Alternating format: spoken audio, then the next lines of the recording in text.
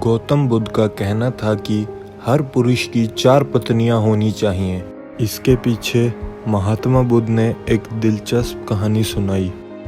एक आदमी की 4 पत्नियां थी। प्राचीन भारत की सामाजिक व्यवस्था ऐसी थी कि जहां एक पुरुष कई पत्नियां रख सकता था। समय बीतने पर वो व्यक्ति बीमार पड़ गया और उसे अपनी मौत करीब दिखने लगी। जीवन के अंत में वो बहुत अकेला महसूस करने लगा। उसने अपनी पहली पत्नी को बुलाया और उसे अपने साथ दूसरी दुनिया में चलने के लिए कहा। व्यक्ति ने कहा, मेरी प्यारी पत्नी, मैंने तुम्हें दिन रात प्यार किया, जीवन भर तुम्हारा ख्याल रखा। अब मैं मरने वाला हूँ, क्या तुम मेरे साथ वहाँ चलोगी जहाँ मैं अपनी मृत्यु के बाद जाऊँ?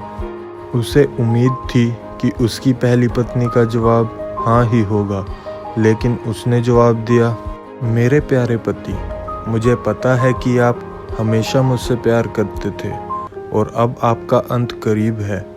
ऐसे में अब आपसे अलग होने का समय आ गया है। अलविदा मेरे प्रिय।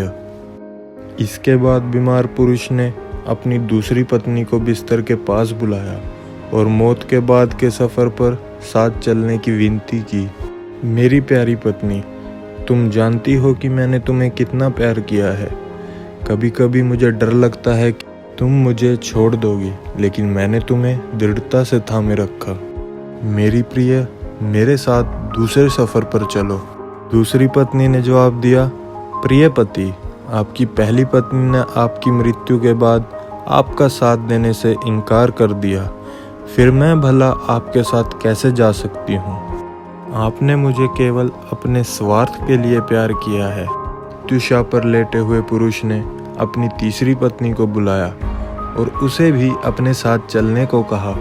तीसरी पत्नी ने आंखों में आंसू भरकर उत्तर दिया, मेरे प्रिय, मुझे आप पर दया आ रही है और अपने लिए दुख हो रहा है, इसलिए मैं अंतिम संस्कार तक आपके साथ रहूंगी।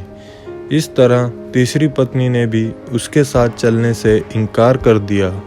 जब तीनों पत्नियों ने उसकी मृत्यु के बाद उसका अनुसरण करने से इनकार कर दिया, तब उसे याद आया कि उसकी एक और पत्नी है, उसकी चौथी पत्नी, जिसकी उसने ज़्यादा परवाह नहीं की थी।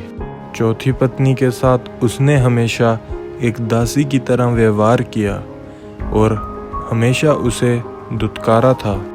पुरुष ने सोचा, अगर वह अब उससे अंतिम सफ़र पर साथ चलने को कहता है तो वो निश्चित रूप से मना कर देगी। हालांकि वो इतना ज़्यादा डरा हुआ था और अकेलापन महसूस कर रहा था कि उसने अपनी चौथी पत्नी से भी दूसरी दुनिया में साथ चलने की गुजारिश की। चौथी पत्नी ने अपने पति के अनुरोध को तुरंत स्वीकार कर लिया। पति के अनुरोध करने पर चौथी पत्नी ने कहा, मेरे प्यारे पति, मैं तुम्हारे साथ जाऊंगी, कुछ भी हो, मैं हमेशा आपके साथ रहने के लिए दृढ़ संकल्पित हूँ। मैं आपसे कभी अलग नहीं हो सकती। यह कहानी है एक आदमी और उसकी 4 पत्नियों की। गौतम बुद्ध ने अपनी कहानी समाप्त करते हुए कहा, प्रत्येक पुरुष और महिला की 4 पत्नियां या पति होते हैं। पहली पत्नी या साथी हमारा शरीर होता है, जिसे हम दिन रात प्यार करते हैं। सुबह के समय हम अपना चेहरा धोते हैं, कपड़े और जूते पहनते हैं, हम अपने शरीर को भोजन देते हैं, हम पहली पत्नी की तरह अपने शरीर का ख्याल रखते हैं। लेकिन दुर्भाग्य से जीवन के अंत में शरीर यानी पहली पत्नी हम अगली दुनिया में नहीं ले जा सकते। दूसरी पत्नी हमारे भाग्य, भौतिक चीज़ों, धन, प्रसिद्धि, पद और नौकरी को दर्शाती है। हम इन सभी भौतिक चीज़ों से काफ़ी जुड़ाव महसूस करते हैं, जिसे पाने के लिए हमने काफ़ी मेहनत की है। हम इन चीज़ों को खोने से डरते हैं और बहुत कुछ पाने की इच्छा रखते हैं, लेकिन इनकी कोई सीमा नहीं है। जीवन के अंत में ये चीज़ें मृत्यु तक हमारा पीछा नहीं कर सकती। हमारे भाग्य ने जो भी इकट्ठा किया है उसे हमें छोड़ना ही होगा। हम इस दुनिया में खाली हाथ आए हैं और मृत्यु के समय भी हमारे हाथ खाली होते हैं।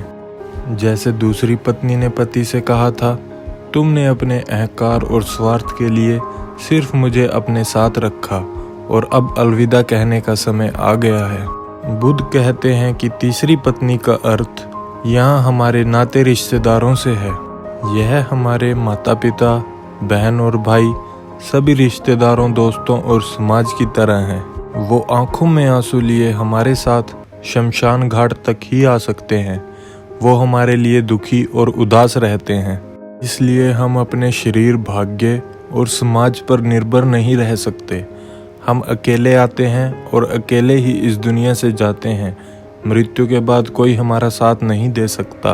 बुद्ध ने कहा, चौथी पत्नी हमारा मन या चेतना है।